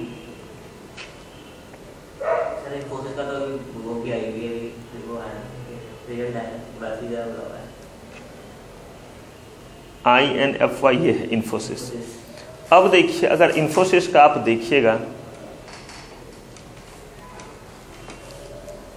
इन्फोसिस का सिर्फ मैं दिखला रहा हूं आपको, ये एनएससी में, एनएससी में आज के दिन इसका ट्रेड जो हुआ है इकाई, दहाई, सैकड़ा, हजार, 10,000, लाख, 10 लाख, 65 लाख शेयर्स का ट्रेड हुआ है। और ये फ्राइडे का ट्रेड है इसका। और नीचे जो है वो वैल्यू में दिया, वॉल्यूम में दिया हुआ है कि कितने करोड़ का जो है वो ट्रेड हुआ है। कहने का मतलब है कि एक दिन में ये इतना हो रहा है तो बड़े सारे शेयर्स। मैंने तो एक छोटा सा एग्जांपल, और ये तो आज इसका एनएससी में थोड़ा कम रहा है, बीएससी में इसका ज्यादा है। नहीं, इसका आज कल ज्यादा था, और नहीं सारे दिन नहीं था, सारे दिन अभी एनएससी में ज्यादा चल रहा है, हमेशा आजकल एनएससी में ज्यादा ट्रेड हो रहा है। क्या ये जस्ट डायल है? जस्ट डायल के भी देखिएगा तो इतने जो है वो लगभग करोड़ से ज्यादा अमाउंट का क्या हुआ है? ट्रेड हुआ है। अब अगर इतने का ट्रेड हो रहा है तो इसमें मैंने सिर्फ और सिर्फ अभी क्या एग्जांपल लिया है? 1000 लिया है। 1000 वोट के लायक आपने लोगों को बुलाया या सुलेमान भाई को भेजा पकड़ के लाने, बुलाया, रिक्वेस्ट, आपने नोटिस भेजा, कहीं लिखा हुआ है कि share holder shall come in the meeting, वरना उसे गोली मार दिया जाएगा, उसे जेल में डाल दिया जाएगा, उसके शेयर सीज हो जाएंगे? नहीं। डायरेक्टर अगर लगातार जो है वो 4 या 1 साल तक मीटिंग में नहीं आएंगे तो that is a ground of vacation of office, लेकिन शेयर होल्डर के साथ ऐसा नहीं है। 1000 वोट के लायक आपने बुलाया, आया कितना? उतने लोग आए जिसके पास कितने वोट थे? 500 वोट थे। अब इस 500 में से देखिए 300 वोट पब्लिक के पास और 200 किसके पास? ये तो आएंगे ही आएंगे ना। अब देखिए, इस 500 में से जो है आपके पास जो लोग आए, 300 जो है वो वोट कर रहे हैं और इनमें से 200 वोट नहीं कर रहे हैं, चुपचाप बैठे हैं। ऐसा होता है। क्लास में भी लोग आए, किसी ने जवाब में हाँ बोला, किसी ने ना, कोई साइंस की तरफ से चुप, ना हाँ में ना में, वो साइंस की तरफ से है, कोई जवाब नहीं दे रहा, तो हम उनको काउंट नहीं करते हैं। कहीं पे भी अगर कंसेंट लिया जाता है तो जो लोग पार्टिसिपेट करेंगे उसमें देखेंगे मेजॉरिटी हाँ है या ना है। तो बुलाया हमने 1000 को, आए 500 वोट के लायक, और उनमें से 300 लोग वोट कर रहे हैं और 200 लोग चुप बैठे हैं। और इस 300 में से जो है वो 200 कौन है? और 100 पब्लिक हो गए। अगर मुझे OR पास करना है तो इसके लिए मुझे कितने वोट चाहिए? 50% plus 1 vote. Present and voting कितने हैं प्रेजेंट? प्रेजेंट तो 500 है, लेकिन उसमें से वोट कितने कर रहे हैं? 300। तो 300 का 50% प्लस 1 मतलब सिर्फ कितने वोट चाहिए? 151। अकेला मुकेश अंबानी यहाँ जिसके पास 200 है, वो जो चाहेगा वो होगा। हाँ, लेकिन अगर आप कहेगा ये सारे आ जाएं तो ऑब्वियसली जो वो चाहेंगे वो होगा। तो यही वजह है कि जिसके पास सबसे ज़्यादा वोट होता है उसके नाम से कंपनी जानी जाती है। और टेक ओवर करने का मतलब हुआ कि अब अगर इस कंपनी को मैं टेक ओवर करना चाहता हूँ तो टेक ओवर का मतलब ये नहीं गुंडे मवाली भेजा और लप लप लप लप दिया मुकेश अंबानी अनिल अंबानी को, सबकी कंपनी मेरी, ऐसे नहीं है। मुझे उनसे ज़्यादा वोट लेना पड़ेगा, इसलिए मैं शेयर्स नहीं बोल रहा हूँ। क्या लेना पड़ेगा? वोट आएगा शेयर से ही। तो अगर मैं मार्केट से यहाँ पे क्या करूँ, इनके पास 200 है, इन लोभियों को मैं लालच दे करके, ये तो पब्लिक है, बिकने को तैयार है, इन्हें मार्केट में जो शेयर 73 रुपये में मिल रहा है, मैं यहाँ बोलूँ कि मैं 80 रुपये दूंगा, मुझे दे दो शेयर्स, फटाफट दे देंगे वो लोग जो बेचना चाह रहे हैं। जो 73 में बिट लगा करके बैठे हैं कि 73.5 हो जाए तो मैं बेच दूंगा, मैं उनको बोलूंगा नालायकों आओ आओ, एक ही बार 80 लो, वो बोलेगा छोड़ चल दे देते हैं उसे। और या मार्केट में ही ये देखिए ना, बड़ा सिंपल सा तो तरीका होता है, कुछ भी नहीं करना है, आराम से मार्केट में जाइए, ये लीजिए और आप यहाँ पे आरकॉम में जाइए और यहाँ पे आप लगा दीजिए बाय आरकॉम और यहाँ पे प्राइस दे दीजिए 80। आप यहाँ पे प्राइस डाल सकते हैं 80, यहाँ पे प्राइस 80 डालने के लिए कहीं किसी ने आपको रोका हुआ नहीं है। ये लीजिए 80 रुपया डाल दिया और आपको जितने शेयर्स खरीदने हैं यहाँ पे लीजिए, क्वांटिटी डाल दीजिए। आपको 201 शेयर लेना है, क्यों 201 शेयर लेना है? ताकि आपके पास उससे क्या आ जाए, ज़्यादा शेयर आ जाए। ये लीजिए 201 शेयर। अब आगे नहीं दबाऊंगा क्योंकि उसके बाद ये रियल टर्मिनल है, पैसे रहते हैं वो खुद ब खुद एग्जीक्यूट हो जाएगा, हालांकि अभी मार्केट बंद है इसीलिए नहीं। हाँ, लेकिन अगर गलती से दब जाएगा ऑन स्पॉट, क्योंकि अभी प्राइस कम है, वो तो सीधे आ जाएगा और इससे बड़ी मूर्खता क्या होगी। ऑर्डर चला जाता, तब आपको ऑर्डर दिख जाता कि मेरा ऑर्डर क्यू में लगा हुआ रहता। नहीं, मेरे पे राइट है, मेरे पास अल्टीमेट टाइम के लिए राइट है। हाँ, अभी जैसे मेरा ऑर्डर लगा हुआ है और वो ऑर्डर जो है वो तब तक कैंसिल नहीं होगा जब तक मैं कैंसिल नहीं करूँगा, जब तक मैं कैंसिल नहीं करूँगा। नहीं, उसके लिए पे करते, देखिए सीधी सी बात है, वो सब आप पढ़ेंगे जब CCM में पढ़ेंगे ना, या फिर पढ़े होंगे एग्जीक्यूटिव में, तब तक वो रहेगा। वो GTC कहलाता है और GTC ऑर्डर जो है वो तब तक कैंसिल नहीं होगा जब तक जो है मैं ऑर्डर ना दूं। उसको कहते हैं goods till trade, goods till sold, GTS, तब तक वो ऑर्डर नहीं जाएगा। चलिए वो सब धीरे धीरे जानेंगे आप। तो अब यहाँ पे अगर मुझे खरीदना है तो मैं खरीद लूंगा यहाँ से 201 शेयर। अब ये कंपनी किसकी, अब जाना जाएगा कि ये कंपनी जो है वो मुकेश अंबानी के पास से गई। क्या वो छोड़ देगा, जब फिर मेरा होगा तब वो हो जाएगा। वैसे बाय तो हमेशा हो जाएगा। बाय अगर मार्केट कम चल रहा है तो क्यों नहीं होगा, बाय तो तब इफेक्टिव हुआ ना, जैसे मान लीजिए कि प्राइस हो गया है 90 और तब मैं बाय का 80 में डालूं तो वो पड़ा हुआ रहेगा, जिस दिन 80 होगा उस दिन हो जाएगा। अभी सेल का अगर मैं डाल दूं ज़्यादा करके तो वैलिड रहेगा क्योंकि प्राइस कम है। तो देखिए यहाँ पे अगर 201 शेयर हो जाएंगे तो इनके पास से कंपनी गया, अब इनको डर है। कंपनी ने क्या किया, यहाँ से बायबैक कर लिया 600। आप कहिएगा क्यों, यही शेयर खरीद ले यहाँ से, पैसे नहीं है ना, पैसे रहते तो जरूर खरीद लेता। अगर आप ही सोचिए मुकेश अंबानी अनिल अंबानी सबके पास खूब सारा पैसा अपना ही होता, अपना है बहुत सारा, लेकिन प्रोजेक्ट के लिए बहुत चाहिए था ना, तभी तो लोगों के बीच में गए। नहीं तो जो भी उसमें से प्रॉफिट होता वो तो इनका ही होता, इन्हें तो डिविडेंड ही नहीं देना पड़ता, सारा डिविडेंड इनके ही पास आता, लेकिन उतने थे तो नहीं ना।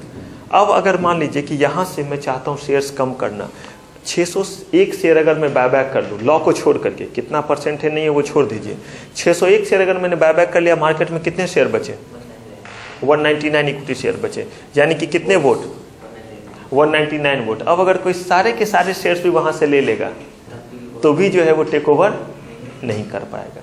तो यही वजह है कि बायबैक क्या करता है, टेक ओवर को प्रिवेंट करता है, क्योंकि टेक ओवर का मतलब है कि जब आपके पास सबसे ज़्यादा शेयर हो जाए और मैनेजमेंट आपके कंट्रोल में हो जाए।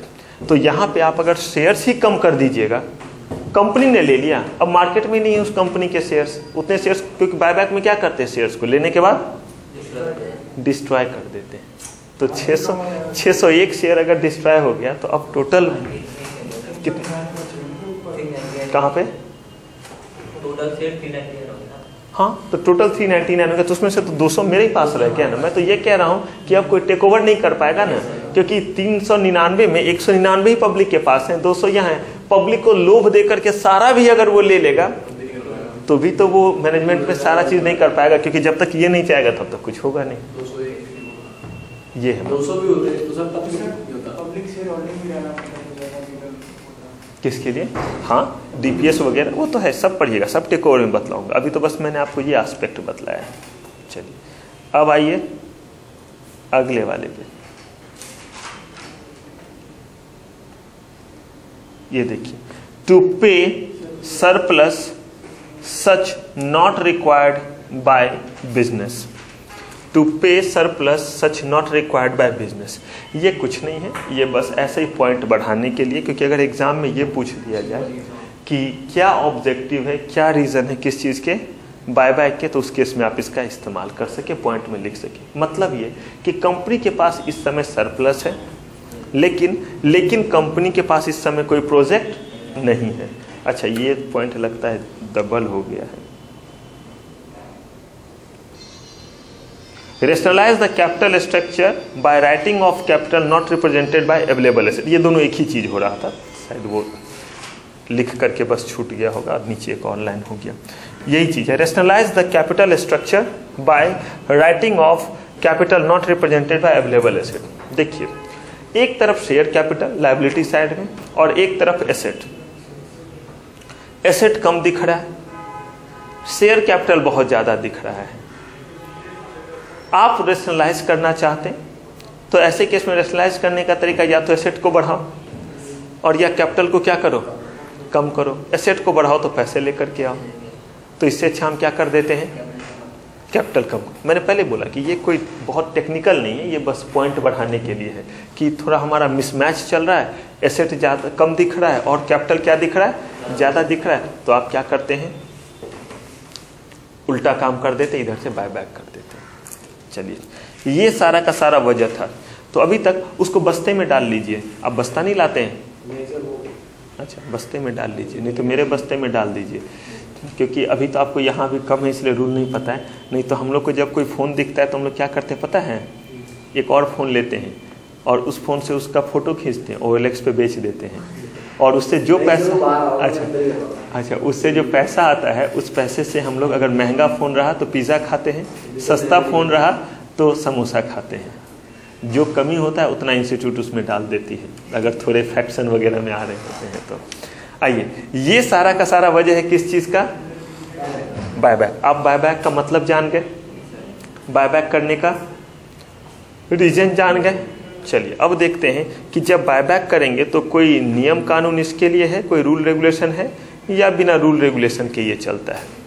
तो बायबैक करने के लिए आपका रूल रेगुलेशन दिया हुआ, यहाँ पे आपको ईयर 1998 भी दिखेगा और चेंज होकर के 2015 भी दिखेगा, तब इसमें परेशान नहीं होना रहेगा।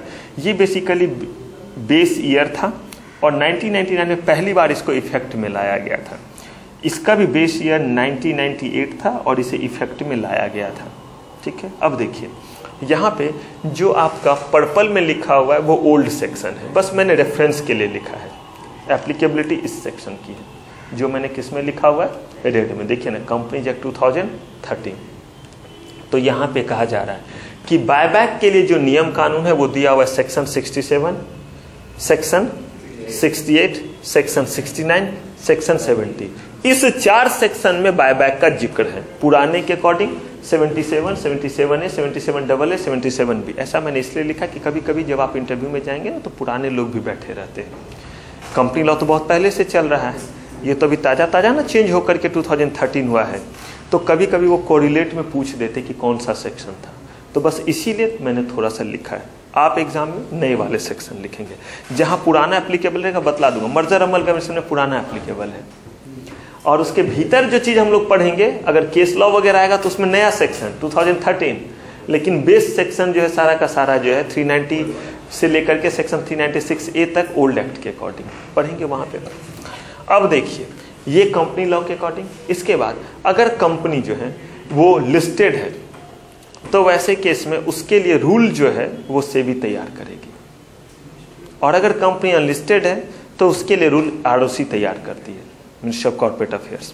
तो ये रूल आपका क्या बतलाता है, ये रूल बतलाता है, ये तो पहले बतलाएगा आपको कि बायबैक कैसे करेंगे, बायबैक जो है वो कब हो सकता है, बायबैक के लिए क्या क्या कंडीशन फुलफिल करने पड़ेंगे, सारा नियम बतला देगा ये। और ये बतलाएगा कि जिस चीज को नियम के अकॉर्डिंग ओके कर दिया गया उसके लिए पहला स्टेप क्या है, दूसरा स्टेप क्या है। तो ये दोनों रूल रेगुलेशन हमेशा प्रोसीजर बतलाता है, और ये लॉ का दायरा बतलाता है कि बायबैक किन किन कंडीशंस को फुलफिल करने पे होगा, वो यहां दिया हुआ है। और बायबैक किस प्रोसेस से होगा, पहला स्टेप, दूसरा स्टेप, तीसरा स्टेप। अगर कंपनी आपकी लिस्टेड है तो सेबी के अकॉर्डिंग, और अगर कंपनी आपकी क्या है, अनलिस्टेड है, तो इसके अकॉर्डिंग। इसी के पैरेलल में नया इनका एक्ट 2015 आया है, ऑलमोस्ट एक ही जैसा सारा चीज रहा है। जो चेंजेज वो मैंने ऑलरेडी डाल दिया है, मतलब हम लोग जो भी पढ़ रहे हैं वो बिल्कुल नया पढ़ेंगे। जो अंतर रहेगा वो मैं बतलाता जाऊंगा कि इस बीच में लेटेस्ट क्या हुआ है, क्योंकि कभी कभी इंटरव्यू में क्या होता है कि वो पूछते हैं कि इस बीच में क्या हुआ है, आपको पता ही नहीं पहले क्या हुआ अभी क्या हुआ, आप तो बस एक चीज सीधा सीधा पढ़ लिए। तो हम लोग यही देख लेंगे कि क्या नया, इसीलिए मैंने ये ऐसे करके लिखा है कि पहले ये, अब ये 2015 है, और पढ़ाते वक्त बताऊंगा कि इसमें क्या था और यहाँ क्या चेंज हुआ है। कंपनीज एक्ट 1956 में क्या कहा गया था और 2013 में कितने से चेंज लाया गया है। लिखना रहेगा 13 के अकॉर्डिंग, लेकिन बोल जरूर दूंगा ताकि सुना हुआ रहेगा तो आपको काम आ जाएगा। ठीक है, आप इसमें से एक एक चीज को हम लोग पढ़ना शुरू करेंगे, आप इसको लिख लें और बगल में 2015 जरूर लिख लीजिएगा, क्योंकि आपको दिखेगा अलग नाम 2015 करके यहाँ बायबैक रेगुलेशन, तो आप हैरान परेशान ना हो। नहीं तो कभी क्या होता है, हम लोग बच्चों का थोड़ा भला करने के लिए जाते हैं कि ये भी जान लो ये पहले ऐसे था अब ये हो गया है, और वो सर अभी तो ये नाम नहीं, अभी तो 15 दिख रहा था। तो ये कुछ पर्पस से आपके लिए ऐसे लिखा गया है।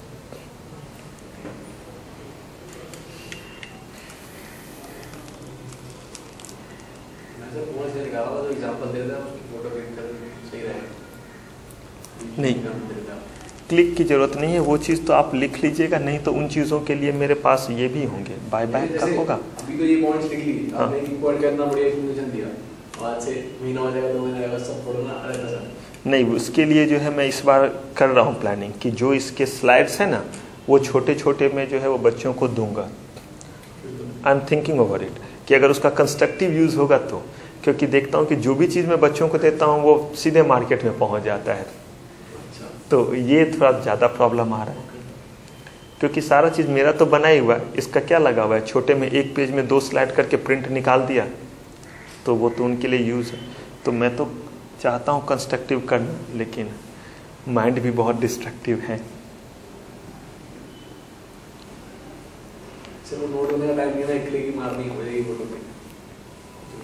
किसी भी चीज़ को जब थोड़ा सा लिखते हैं ना तो उसका थोड़ा सा ये है। और अभी देखिए ना, हम लोग कुछ और प्लान भी कर रहे हैं कि अगर स्टूडेंट के आईडी जैसे बना करके उनको दिया जाए ताकि वही बच्चा यूज़ करे, कर रहे हैं धीरे धीरे चीज़ों को हाईटेक ही कर रहे हैं, क्योंकि हम लोग का मेन काम इसी तरफ है ज़्यादा, टेक्नोलॉजी बाकी चीज़ों में। हो सकता है आपको होगा फ़ायदा। फिलहाल तो हम लोग पीछे नहीं हटेंगे, थोड़ा थोड़ा लिखते चलेंगे।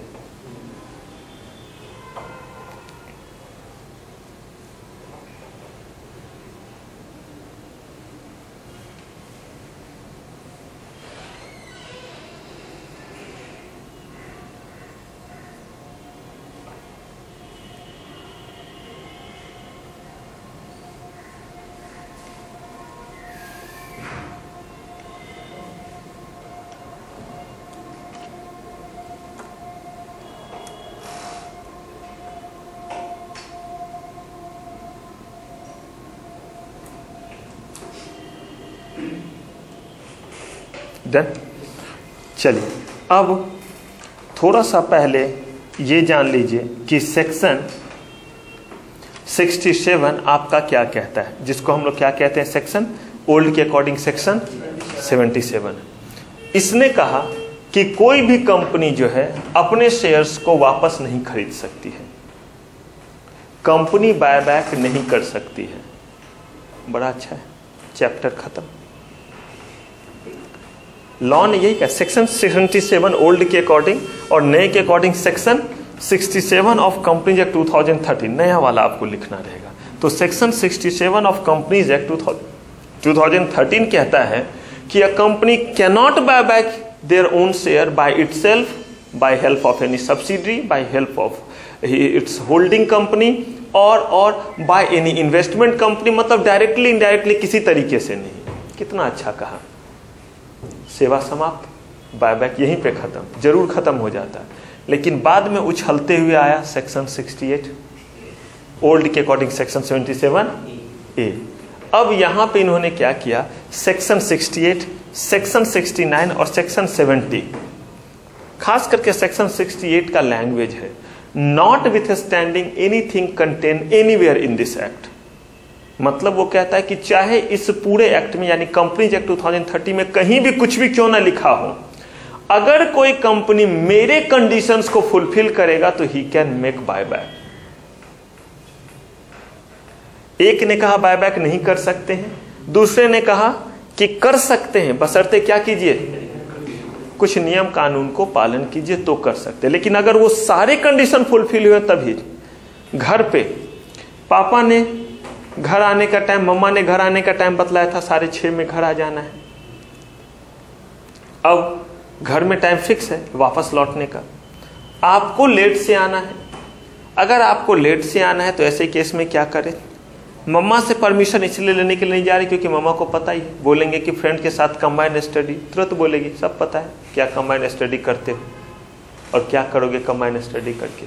ठीक है, तो आप सोचते हैं कौन यहाँ जाए, सोचते हैं पापा को हर दिन का इन्फॉर्मेशन रहता नहीं, ऑफिस में रहते सारा कुछ पता रहता नहीं है। और माँ लोगों का तो खुफिया एजेंसी बहुत तगड़ा होता है, तो आप पापा को ही कहते हैं। तो कहते हैं कि आज एक फ्रेंड का बर्थडे है, बहुत अच्छा फ्रेंड है, बहुत पढ़ने वाला है, क्योंकि पापा लोग एक ही चीज़ से इम्प्रेस होते हैं कि हाँ बहुत पढ़ने वाला वो लड़का है। तो उन लोगों के पास अक्सर बोलेंगे जाओ उसी के साथ पढ़ो। और अगर कोई नालायक रहेगा, अगर उस लफंगे के साथ देख लिया तो एक अठन्नी नहीं दूंगा तुझे पॉकेट खर्च का। तो अब आपने कहा कि उसका बर्थडे है, ये है वो है, बतलाया आपने, कहा कि 8:30 बजे तक आज चले आना है। अब आपने जो है वो 8:30 के लिए रिक्वेस्ट किया। अगर आपने 8:30 के लिए रिक्वेस्ट किया तो आप तुरंत बोलते हैं मम्मा ने तो लेकिन बोला है 6:30 तक आने के लिए। तो पापा कहते हैं बड़े डरते हुए, हिम्मत करके, मम्मा की ऐसी की तैसी, मैंने कह दिया ना 8:30 तो आ सकते हो। अब आप 8:30 तक आ सकते हैं, लेकिन उन्होंने अब कंडीशन लगा दिया कि देख बेटे 8:30 तक तो आ सकते हो, लेकिन कंडीशन क्या है वो सुन लीजिए। आप फ्रेंड के बर्थडे में जा रहे हैं तो वहाँ पे जैसे जा रहे उसी अवस्था में लौटिएगा, मतलब गंगाजल वगैरह का सेवन करके झूमते हुए नहीं, झूम बराबर झूम शराबी नहीं, और इतने बजे तक जरूर चले आएंगे। अब उन्होंने जो कंडीशन बोला है उस कंडीशन को फॉलो करते हैं, then you are welcome to enter into the room at 8:30। लेकिन अगर नहीं करते हैं तो नहीं, तो दे देना आदर, तब कॉन्ट्रावेंशन। तो यही चीज है यहाँ पे कि सेक्शन 67 ने कह तो दिया नहीं कर सकते हैं, लेकिन 68 ने क्या कह कर सकते हो, और वो कोई कॉन्ट्रावेंशन नहीं होगा अगर आप क्या करोगे, मैं जो कंडीशन कह रहा हूं उसको फुलफिल कर लेना। जब ये कंडीशन देने लगा तो पीछे से दादाजी बोले, और सुन चिकन मटन मत खाना, आज संक्रांति है। एक कंडीशन एक ही उन्होंने बोला, पापा ने तो ढेर सारा कंडीशन बोला, दादाजी ने एक छोटा सा बोल दिया। उधर दादी थी उन्होंने भी कह दिया, देखो होगा तो लहसुन प्याज वाला चीज भी छोड़ ही देना। अब मतलब ये है कि वहां जाकर के क्या भजन करने जा रहे हैं कि तू जिए हजारों साल, आरती गाएंगे, जो भी हो। लेकिन अब इन सारे कंडीशंस को अगर करते हैं तो कोई कॉन्ट्रावेंशन नहीं होगा सेक्शन 67 का। मेजर कंडीशन किस सेक्शन ने कहा, 68 ने, और एक कंडीशन कहा 69 ने, और एक कंडीशन कहा सेक्शन 70 ने। इसका मतलब ये सेक्शन 68, सेक्शन 69 और सेक्शन 70 क्या कह रहा है, कंडीशंस। तो अगर हम इन तीनों के कंडीशन फुलफिल कर लें काम तमाम, और यही पहले दिया हुआ था सेक्शन 77A, 77AA और 77B में दिया हुआ था। तो अगर उनके कंडीशन को हम फुलफिल कर ले तो हम क्या कर सकते हैं, बायबैक कर सकते हैं। तो अब हमें जो पढ़ना रहेगा, हमें जो जानना रहेगा वो ये कि आखिर वो कौन कौन से कंडीशन हैं जिस कंडीशंस को फुलफिल करने के बाद बायबैक किया जा सकता है। तो अगर हम ये सारे कंडीशन जान ले तो हम जान जाएंगे। इसी में हमें बतलाया जाएगा कि कितने शेयर्स तक हम बायबैक कर सकते हैं, उस बायबैक के लिए कितना पेमेंट कर सकते हैं। ये बोर्ड रिजोल्यूशन से होगा या स्पेशल रिजोल्यूशन से होगा या पोस्टल वैलिड से होगा, कैसे होगा, इसके लिए पैसे कहां से लाएंगे, क्या किसी भी सोर्स से ले सकते हैं या कंपनी का एक जो डिफाइन कोई अकाउंट है उसी अकाउंट से पैसे का इस्तेमाल करेंगे। अगर बायबैक अनाउंस किया तो कितने दिनों में उसे पूरा करेंगे। बायबैक पूरा करने का मतलब है कि प्रोसेस, लोगों के पैसे जो है वो कब तक देंगे, शेयर्स कब तक डिस्ट्रॉय कर देंगे। बायबैक जब हम करेंगे तो क्या किसी रिजर्व में पैसे वगैरह भी ट्रांसफर करेंगे, ये कंडीशन प्लस और भी ढेर सारे कंडीशन है। तो ये सारे कंडीशन और प्लस इनको करने के तरीके ये हम लोग देखेंगे नेक्स्ट एपिसोड में, और इसमें अच्छा खासा आपका टाइम लगेगा भी बायबैक में। ठीक है, अब आप 2 मिनट का ब्रेक लीजिए, शुरू करेंगे ड्यू डिलिजेंस।